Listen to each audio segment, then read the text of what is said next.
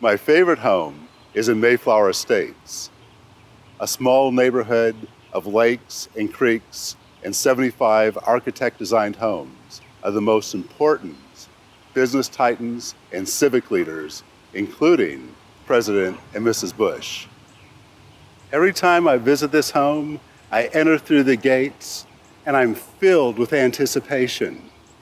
As I wind down the private drive, see the home, peek over the horizon, and then watch it disappear beyond the hill as one drives by the pond. And then this majestic home reveals itself.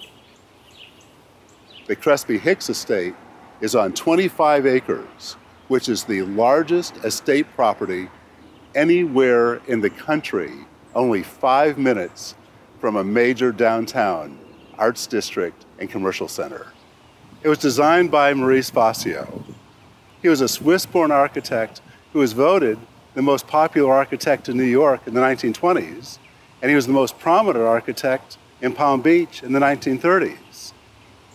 And here in 1939, he designed his triumphant project, the Crespi estate. The genius of Swiss-born architect Maurice Vassio is he first found the perfect land, 25 acres, and then he placed the home at the bottom of the hill in front of a creek. You see, he articulated in hand-carved stone, and he framed the home with an allée of magnolias.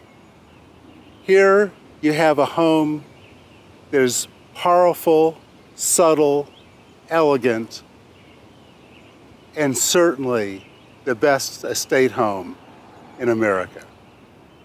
Maurice Vassio is best known for his perfect proportions. He's also known for his exquisite sense of detail. He brought in Italian stone cutters. He used Indiana limestone. In fact, the renovation architect, Peter Marino, went back to the exact same spot at the same quarry in Indiana to find limestone that perfectly matched. I'm always amazed how difficult it is to tell where the original structure ends and the expansion begins.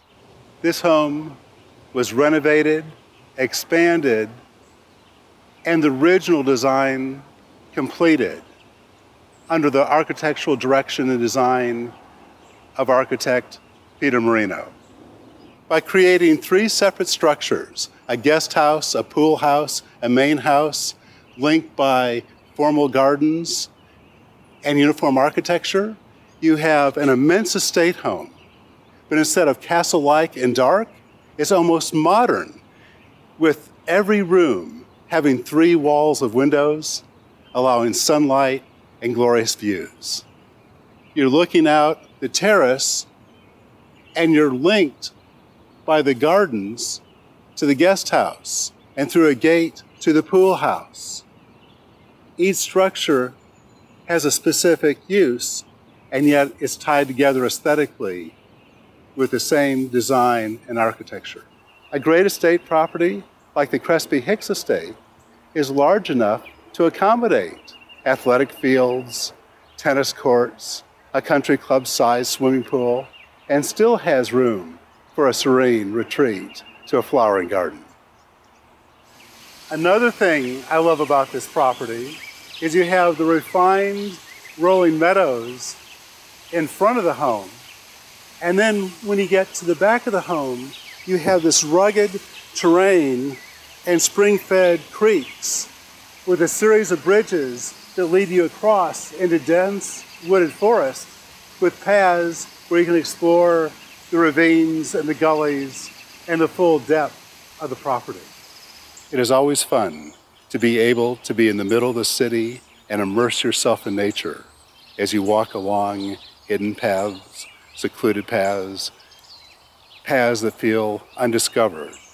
And you come across a clearing and are able to see the back of the house, seasonal flowers, wildlife, hear the songs of birds, and enjoy the contrast with the frenetic life of a city. Both architects drew from artisans from many countries, materials and design for many centuries. The result is awe-inspiring architecture that defines the finest estate home in America.